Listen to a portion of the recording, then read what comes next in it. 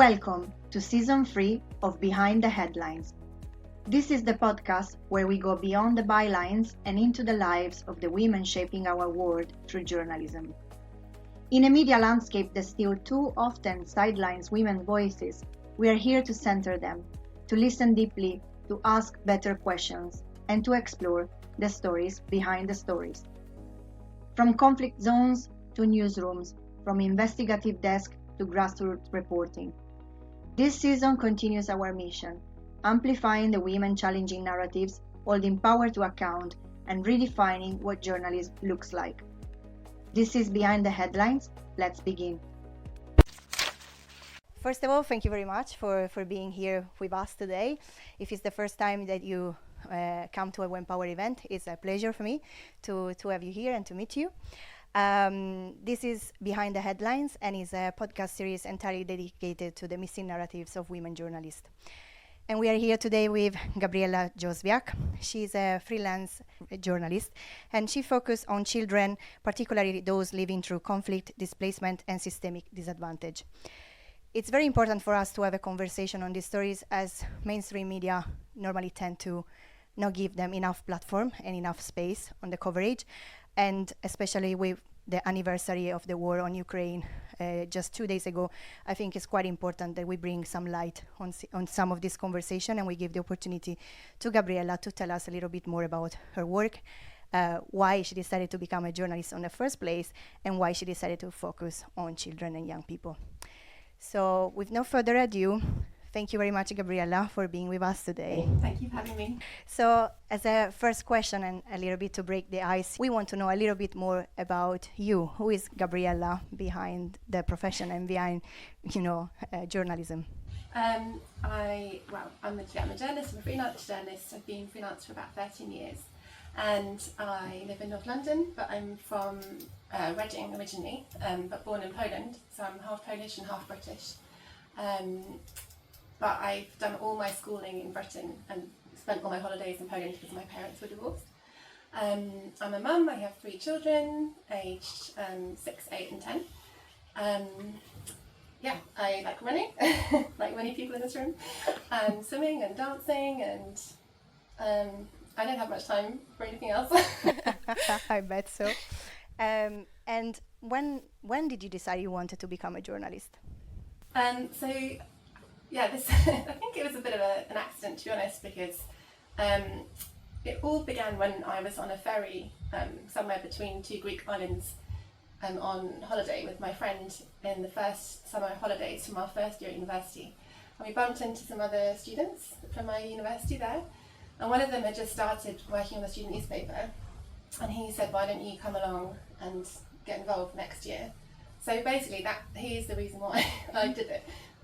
I just thought that sounded like fun, and I signed up, and as embarrassing as it is to admit, I didn't actually really read newspapers. At the time, I was trying to think where did I get my news from, and I think it must have been radio really, because I didn't have a computer in those days. I used to work in the computer room, so I didn't read online news very much.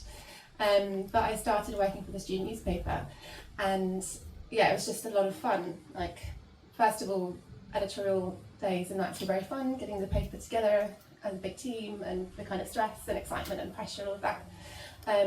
But then also just suddenly realising that you could stick your nose into other people's business and find out things that were going on in the university that you hadn't realised before, and you had an excuse to call somebody that you didn't know and ask them to speak to you.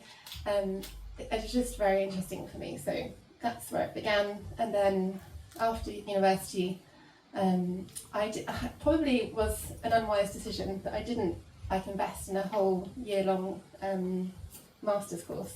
I did a short certificate in periodical journalism, and I did really enjoy it. I honestly don't think I did really great at it. I didn't get the best results, especially in news writing.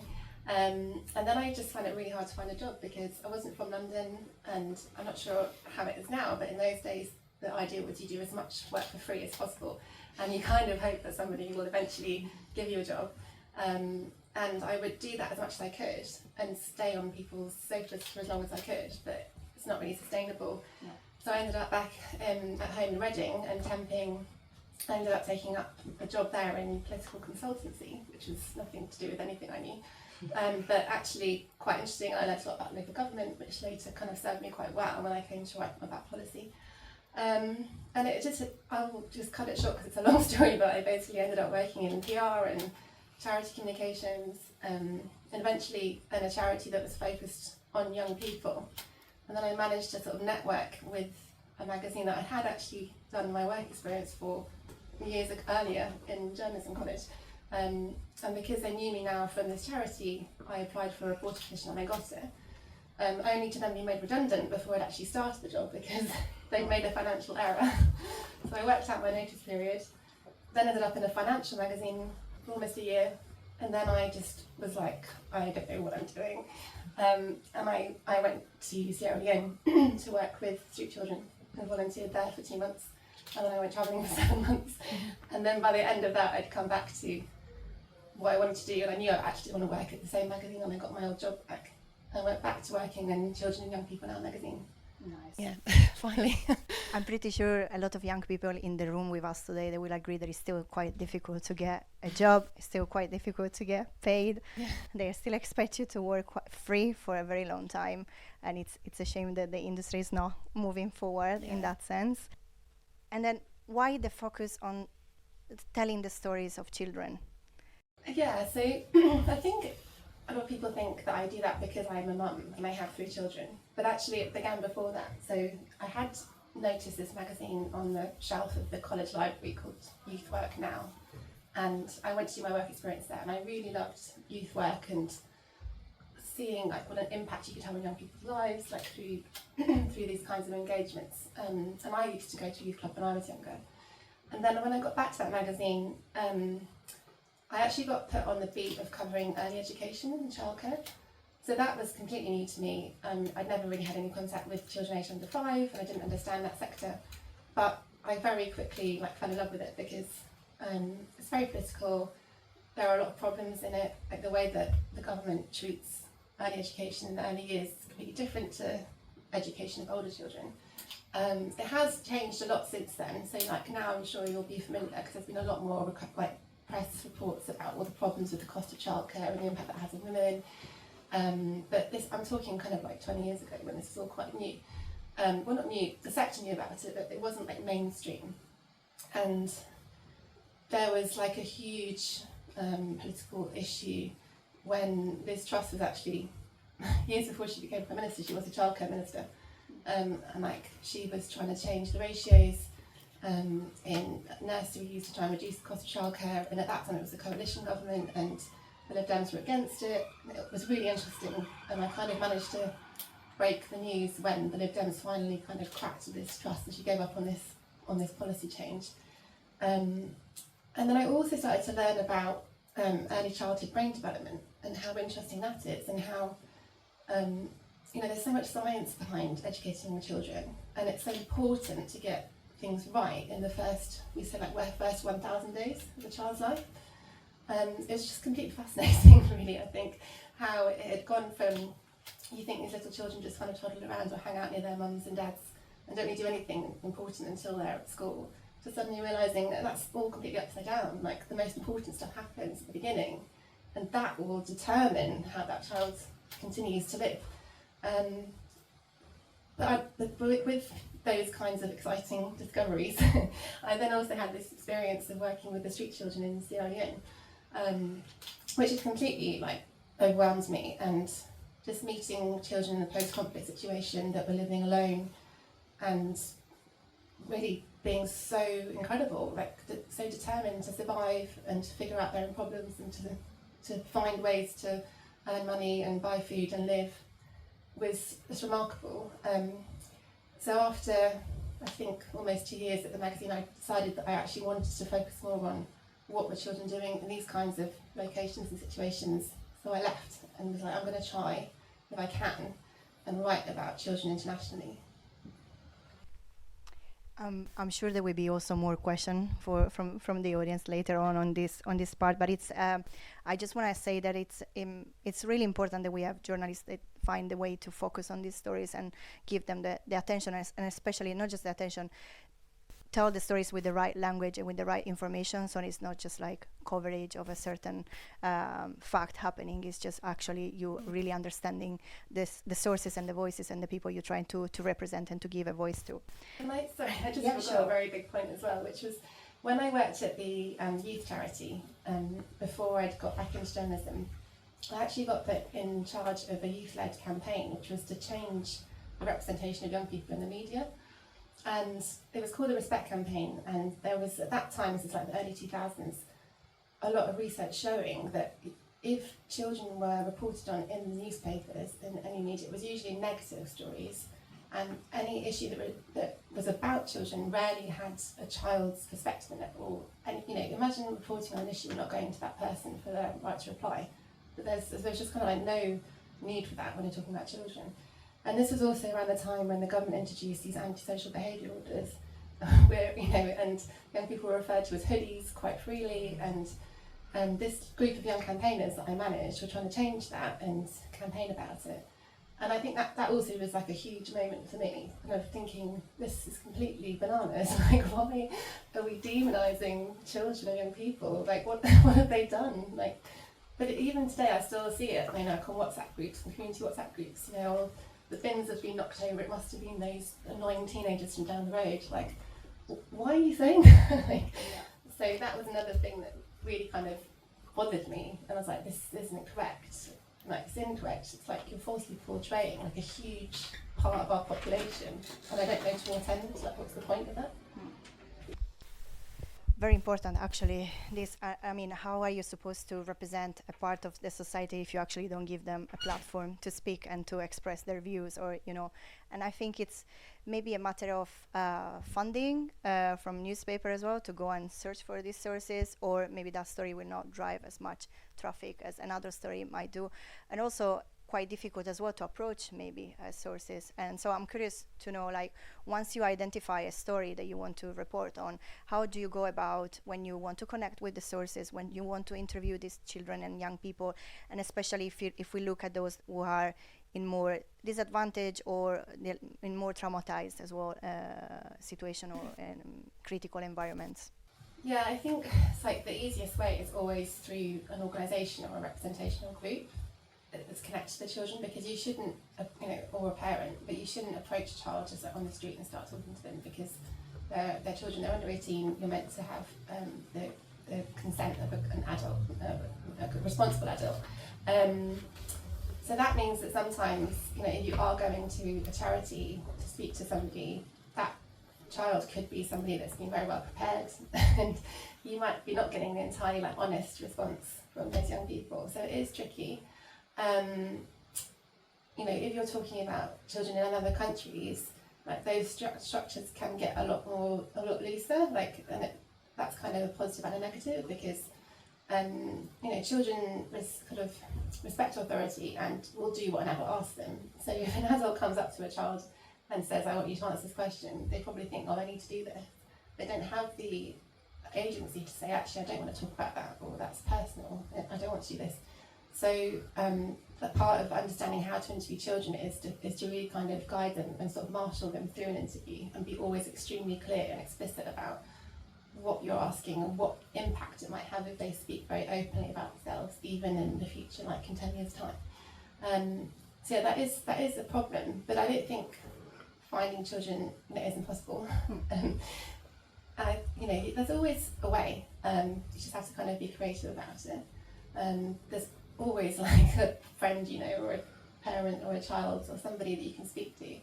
And I think that newspapers could be more responsible about the way they do it. So I did manage, I speak sometimes on the Telegraph Ukraine and Ethiopia podcast, and I managed to get them to agree to do a live with some Ukrainian children that were in Poland to talk about their experiences. And it did take a bit more organisation, and I had to get forms signed for them. I wanted to have the adult that we were talking to in a separate room from the children, so that what she said wasn't kind of going to influence them at all. We used different names, we concealed identities, that's really important, and obviously images that use are really important. There are ways to do it, it might take a bit longer, but then you've got this fantastic podcast with first person accounts, and you hear the children's voices and hear them directly talking about their experiences, which is so much better than, I don't know, like a quote on a press release. When we were preparing for this interview, we discussed the question, we talk a lot about as well the duty of care when it comes to reporting on children. I can talk a bit about my training that I received from, it used to be called the DART Centre, now it's called the Global Centre for Trauma and for Journalism and Trauma, and I was a fellow on the Early Childhood Fellowship in 2022, and that was a lot of training around, how do you interview a child who has experienced trauma? They could have PTSD. The first point is you do not re-traumatise them. So as a journalist, you really want someone to tell you their story, but actually you're probably unlikely to be able to ask them what is their story. You're going to be kind of talking around the issue, and depending on the child's age, you may not even talk to them directly because they might be too young and they might not even be able to speak yet, or it might not be appropriate. What might be appropriate is to find out all the facts from the people around them, like the parent or the caregiver, or the NGO that they might be with, and then observe them. And actually, observation for me is one of the most important things that I do. And sometimes when I'm reporting on children, I will just be kind of hanging out in the room with them, and I'll be maybe talking to the adults in the room, but I'm just watching them and like watching their behaviour, like seeing how they react to things. Maybe they're going to tell me other stuff that seems completely like not relevant to the story, but actually you can bring it in. So that first point is, do not re-traumatise the child, like do no harm. The child is more important than the story, which is kind of flipping everything upside down again. Like it's not going to be like the hard-nosed news that you want. If you do something that in the future damages that child's life, then you've not done a good job. Do you want to tell us also a little bit more about your experience with the DART Fellow Centre? So I was very lucky actually to get a place on this fellowship because I'd seen that they were advertising in 2022, and they wanted you to pitch a project, and they would give you some funding, and also you would do an online seminars for several months learning about early childhood brain development and how stress and trauma impacts the brain and what the long-term negative consequences can be of that. And I didn't really have a project particularly that I wanted to pitch, so I just sort of left it. And then on the 24th of February, the war started in Ukraine. And I was like in the kitchen, like looking at my son who was 2, like eating his porridge, like stubby little fingers. And I was like, oh my God, imagine we were in Ukraine right now and like you were there and you're 2, and like what are all the 2-year-olds doing in Ukraine right now, and what are their parents doing around them, and what's happening, and is anyone gonna find out?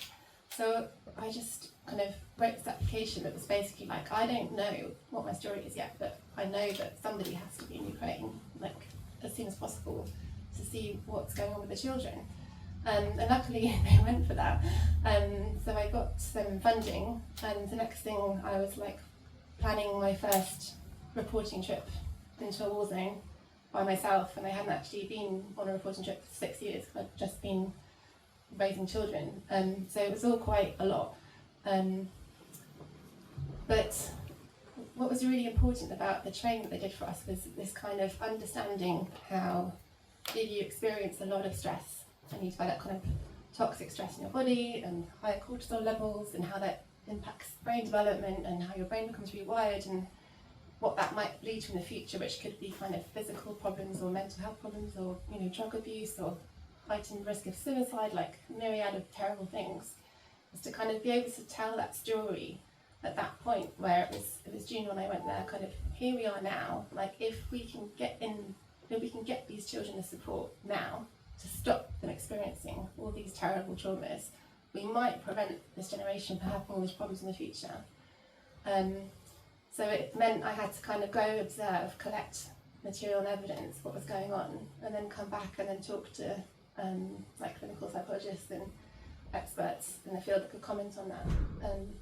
So that was the way that those stories kind of worked. It was kind of almost like a warning, using the science to explain what could happen. And here we are 4 years later.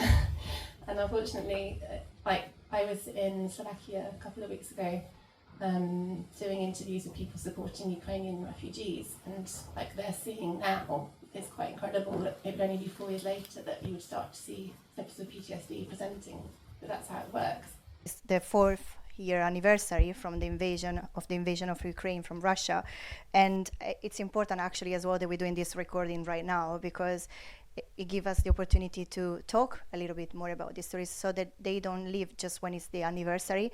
And we have the conversation before the podcast around this on how we make sure that certain narrative, they don't disappear from news coverage. I guess your work never stops and these stories never stop. So how do we ensure that we keep reporting on them and there is always a space for these stories? Yeah, I've thought about that a lot, and I think the key is to kind of find the opportunities. So, like, obviously things do change, and editors want things that are new, which is frustrating sometimes. I know I've mentioned to you before this experience I had last year where I actually went to Zimbabwe with a really great charity called Mary's Meals International, and I mean, I found terrible things going on there for children. There's like extreme drought. There's an authoritarian state, there's not much being done about it, and I thought, wow, look, I've got this incredible stuff. It's been really hard to get into this country as well. Like we had to have people from the President's office with us for the entire trip, like, monitoring us. I've got this material, like I'm sure that people are going to love this story and they're going to want to tell it. You know, I found children like, working in mines. It's really bad. And much to my complete horror, I couldn't place it because some people were like, oh, actually, we just published a story about kids in mines in Uganda. Or like, oh, yeah, it is really bad, but it's actually not new. It's been going for quite a long time now. And I was thinking that it's new to me, and I think it will be new to many other readers. And we can't just keep talking about Russia or Iran. Like, there are a lot of authoritarian states in the world, and I think some of them are not being talked about. Like, this one is far away, but it's significant. But I haven't given up on that, and I think like one of the key things like about that I've learned over the years is never to give up on your material. Like there will be a time where something's going to happen, and I can attach that, and it's going to happen. It's going to come back, and I've had these experiences. So the last time I was in Ukraine was in 2024, and I was invited to go and visit this amazing project where it was like a house for women who had really quite bad mental health problems, but they had a child and they were living there, and these great social workers were really supporting them to help them raise the children themselves, to keep the family unit together, and they could stay there for about a year. And this whole thing was like quite like intense and funding wise quite expensive, but it was to stop children ending up in the institutions, like in the orphanages, which obviously is a big tradition in Ukrainian society. And I was like, this is incredible, but this is very niche. Like, it's very hard to find somewhere that wants to write about a story like this. But then a few months later, the British government announced a campaign to try and encourage home-based care for children around the world. So, UK Aid was actually going to, I think it is still going to fund this campaign. So I kind of put the two things together. I was like, well, here we are. Like, this is the UK campaign. I've got a really good case study. This is an opportunity. So there are ways to get these stories in. You just have to be kind of looking out for opportunities and creative sometimes. But yeah, never give up on your material. Like, there will be a way. That's my new motto. Absolutely. Please don't. Keep bringing us this story, even if it's harder. I know that whenever you get out a bit from, what the news and the coverage is, it's more difficult for you to place a story than if it's a niche, if it's a if we're talking about diversity, inclusion, or more marginalized community, it's always harder to find a publication to support you. But it's true what you say, just like never give up, just continue, because eventually there will be someone who is ready to publish that story and is gonna get behind it, because someone needs to read it, someone needs to discover about that particular story or that particular person. So it was even at the event, I think we all bumped into each other last at this Index and Censorship event, which made me sort of laugh, because they rang me up and said, oh, you write about children in Ukraine, we're thinking about doing an event talking about the like literal kind of loss of the ability to speak, like how trauma impacts speech. And I was like, are you kidding me? I was like, like 2 years ago, I had this really interesting idea about like how does trauma impact children's speech, and I found a very niche piece of research by a linguistics professor, I think at Kyiv University, and I loved it. And I was like, nobody wants this. And all of a sudden, 2 years later, someone's ringing me up, and I was like, yes. It's like, let's talk about that. Absolutely. Absolutely. And because we are on the topic as well, considering the evolution of the profession, the evolution of newsroom, cut on budget, intervention of AI, newsroom who are shrinking, where do you think is going to be the place for you to share these stories in the future, and how we should prepare as well to be able to share this kind of like more impact-led stories moving forward? Well, this is like the $1,000,000 question. I don't know why I have an answer. Some ideas. I'm a bit worried about this. I'm worried about shortening word lengths because it's happening to me now, and I think people tend to be cutting out the human stories.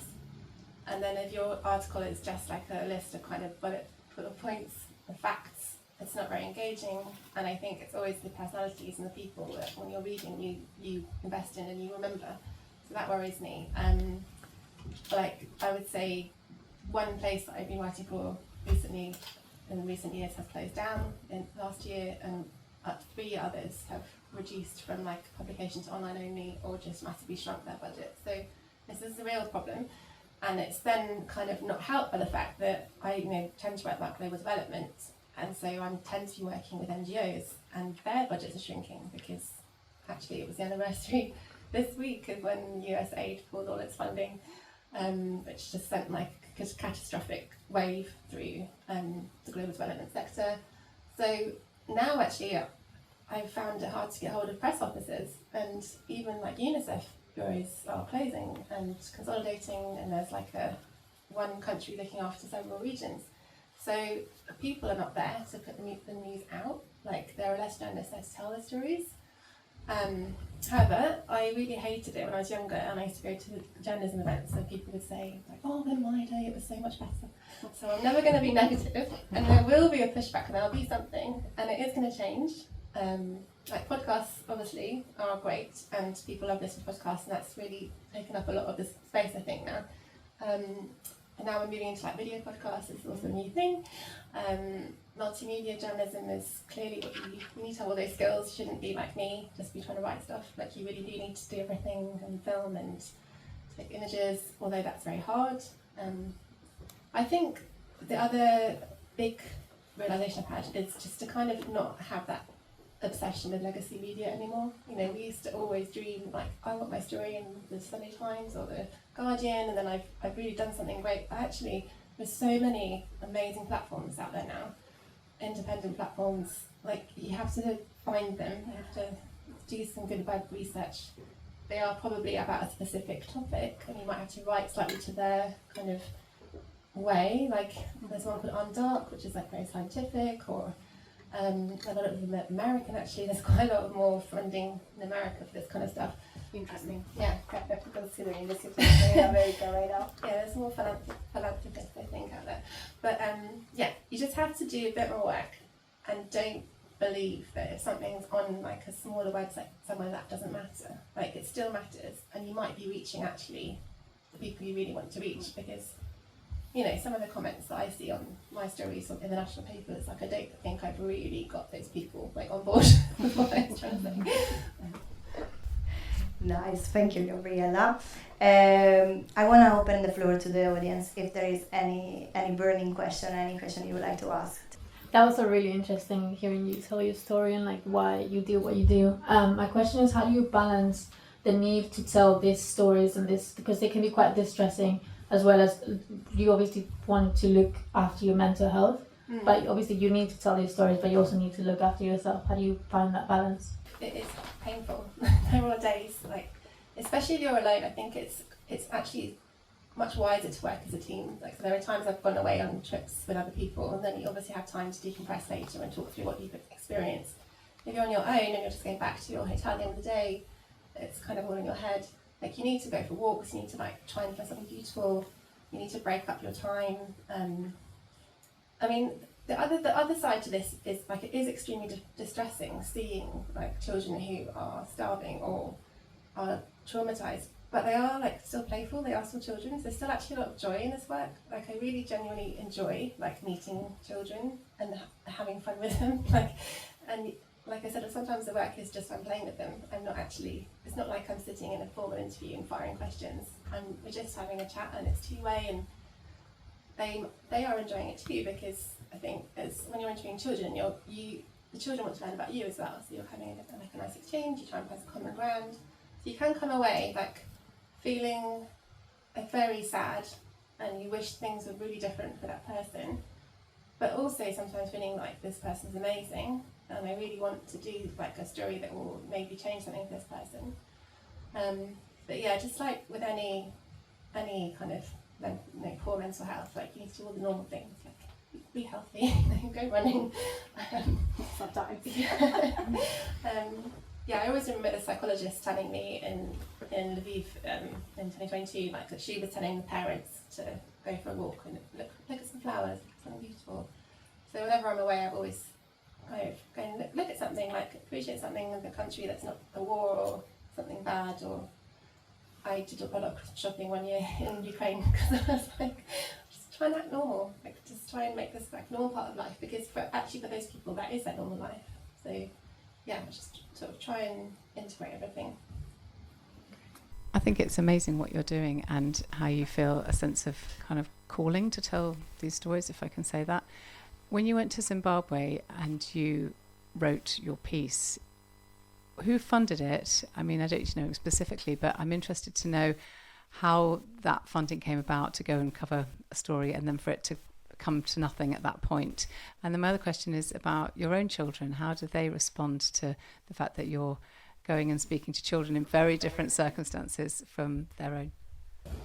I did write 2 articles from Zimbabwe, but I think the thing that upset me was I really wanted to write this story about the children in the mines, because I thought that was so terrible. But I did write one for DevEx, which was really a look at the funding issue and how the USAID funding cuts had affected. And the other one was actually a focus on early education and nurseries, and how they just introduced a kind of new policy that said all children had to come to nursery, and how that was working out. But it was, I was invited by the charity. I was very lucky because actually as a freelancer, like I have tried to work with other charities. They do come to me with ideas, and I think that's another thing about continuing kind of these themes. It's like you need to network a lot with your sources. Like Save the Children, for example, we tried for a while to pitch a story together to a national newspaper, but they wouldn't take it, and I really think it was because I didn't want to take that responsibility for me. Like it's very awkward for a national newspaper if someone gets hurt or kidnapped or something. Like they don't want to have to deal with that. Like if it's their staff, it's a different matter. And also most charities want a commission before they will take on a trip. So in that case, I couldn't organise that. Whereas this charity, Mary's Meals, was happy to take me without a commission. And they actually took me first to Tigray in Ethiopia. And that trip was very successful. And I think I wrote about 4 or 5 articles from that.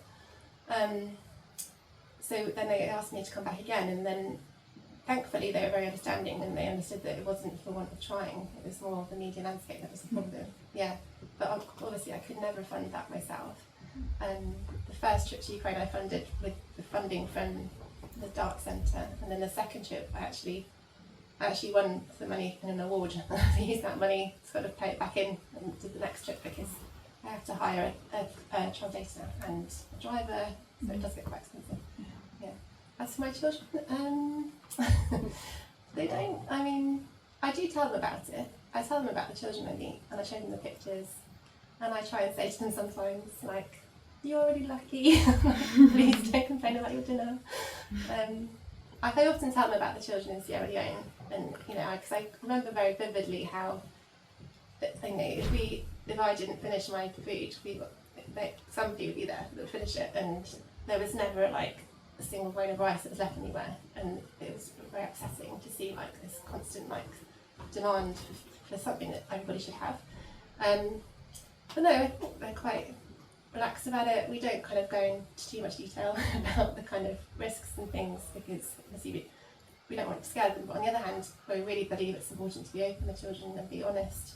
Like, they know there are wars going on, they know that things happen to children, and yeah, I don't think it's good for there to be lots of surprises when you grow up. I think it's better to kind of understand things as you're going along. They also watch a lot of horrible histories and read a lot of Greek myths, and they're pretty dark as well. So. I bet so. Any other question? Thank you.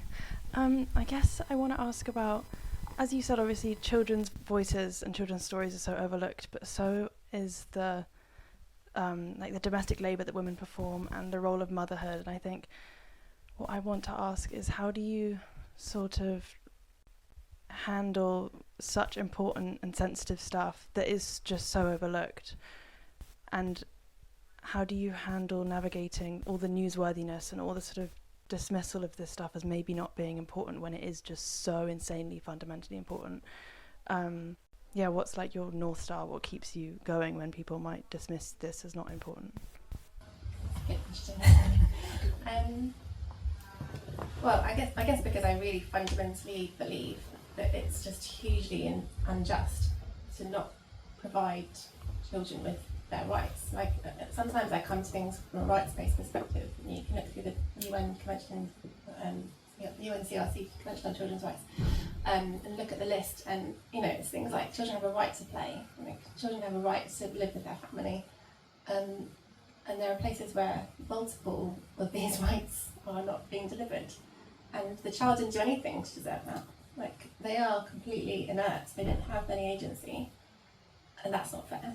So I think that's like a lot of journalists feel about something, if you're campaigning about any other like disability or anything else that's like a vulnerable group of people. And that people do care, and that I think people will write these stories. And I do think the role of women and motherhood has become much more mainstream. In the UK, like, we do talk about it a lot now, the problem with not being able to work, and not being able to afford childcare, and comedians talk about it like it's something very current now, although it hasn't actually changed anything. So work's still not flexible, childcare is still expensive, maternal rights and labour are still poor, but those things are like so much worse in other places as well. So I guess I kind of hope that there will always be change. To be honest, like, one of the hardest things, like when you talk about being upset, one of the hardest things I experienced was being in Tigray in Ethiopia and going to maternity care unit and seeing a woman have her baby weighed, and the baby was, I think the baby was meant to be like the size of a 7-month-old, but it was only a size of like a 3-month-old, and it hadn't put on any weight since the last time it came to be weighed, and all they could do was give her a little bit more supplement because that's all they had. And I was thinking, like, God, when I had my baby, like, my thing I used to do would be go to like wine time at the library, and I'd meet my friends and it'd be really fun, but like her thing that she does is come here to weigh the baby and be told that it's not growing. And I was just like, this is horrendous, like, it's awful, like, how could this be happening to her? Because just 2 years earlier, there'd been a thriving maternity care in that country, but it all got destroyed in the war. Like, really incredibly advanced, actually. Like, for like, if you compare to other African countries where lots of women birth in their homes, the rates of women coming to hospitals in Tigray was super high. Like, they'd done really, really well, and it was all gone, and nobody was rebuilding it. So I don't know. I don't think you can run out of hope that things will change. Like, they have to. We have space for 2 more questions if you want. Yes. I actually have 2 questions. Go for it. That's okay. How do you make peace with the fact that somebody doesn't want your story? Because I've been in a situation where my sources are like utterly devastated that I can't place a story, and it's like their whole life and like voice depends on me. And then obviously like it becomes really difficult to separate yourself from the story.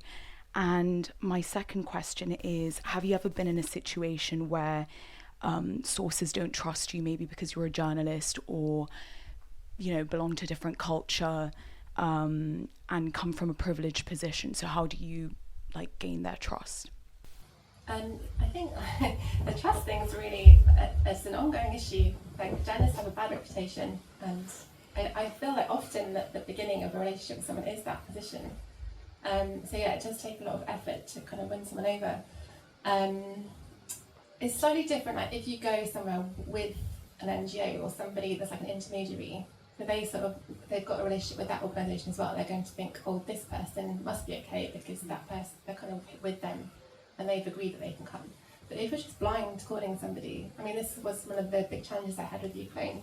The first time I went in 2022 was trying to I really wanted to go to see a nursery, and yeah, she was very cautious, and she did agree that I could come, but at first it was very much like, you can't talk to any of the children, like no way, there's no way we're going to do that. I was like, that's fine. I was like, I'll just watch them, but can I talk to your staff? And after we'd been there for like an hour and she talked to me, I think she relaxed a bit. She's like, okay, yeah, you can talk to the staff. But then if I asked the staff, like, can you tell me about a child maybe that's come from the East, like, can you describe like how they are and how they're reacting? They'd be a bit funny about it. But it took time, and I kind of made a bit of a speech, and sometimes I do make a bit of a speech to people where I tell them, like, I am not here to make anything difficult for you. Like, I really want to tell your story. I'm happy to send you all my photos, and you can tell me which photo is okay and which one isn't. Like, if there's any child in these pictures that we can't publish, that's fine. Like, or if none of these pictures are okay, that's also fine. We'll think of something else. Like, try and give them as much kind of control as possible, really. Obviously, with that, you don't want to lose your final like copy control. You're not sending people out whole articles to check. Although, and this is something that was debated a lot at the DART training, was that you can and you should sometimes check quotes with people if they're very vulnerable, because you really don't want to mess something up by accident. And like in Ukraine, for example, there was children who, I know at that school there was children whose parents were in the military. So the teacher was like, listen, I really can't let you mention any child whose parent is in the military, because sometimes we've heard cases of Russia targeting those families. And I was like, okay, that's fine. And then a few days later, I actually met a girl who was a teenager, and she fled from her home, but her dad had been in the military. And she said that after they left, like 2 days later, 25 Russian soldiers turned up at her house, and her aunt was there and asked, where are all the children, because we're going to rape everybody. And so I was like, okay, so it's really true that they really do track people, and they really will target them. So this is serious, and I'm not gonna. We're just gonna be as thorough as possible to keep everybody safe. And also, I think just like trying to be yourself. Like, this is one of the things I really learned, is that meet people on your own terms. Like, remember everything you learned at journalism school, but also just be human and like make a connection with somebody. Like, be friends. Like, don't just talk about the topic. Talk about something else. Like, ask them anything, like what they're cooking or what's going on next door or anything, just to kind of make them see you're a human. Like, tell them about your family, like, or the things that you find difficult that day or anything, just so that they understand, like, you're just somebody doing a job, but you want your job to be to tell their story. And then it's really important to keep in touch with those people as well. I think, don't just abandon them. Like, it's a lot of effort sometimes staying in touch with people, but again, it will kind of help in the future. Something else will come up, and then you can talk to them again for another story, or like their kids will grow up and come to England and they'll visit you. It will be really nice. It's kind of laborious, but you're not trying to do that kind of journalism where you're at a desk and you're just calling somebody and you want a quick quote and you're putting the phone down, and that's it. And the other question was about how do you make peace when someone doesn't want your story, and like managing sources? Yeah, well, first of all, obviously I'm really annoyed. And then I just try not to reply to any emails while I'm in that state. And calm down, give it some thought. I don't know, I feel like you kind of have to do that before. You have to really manage people's expectations. I think you can say to them, I'm going to try my best to pitch the story, but I don't know. I think that's the most important thing, to make sure that all the sources are clear. Like, we could go through this whole thing, but as I said before, there's always somewhere, I think, to pitch a story. So even if it's not where you hoped it would be, like, if you can pivot to something else, all that time and the effort that those sources put in isn't wasted.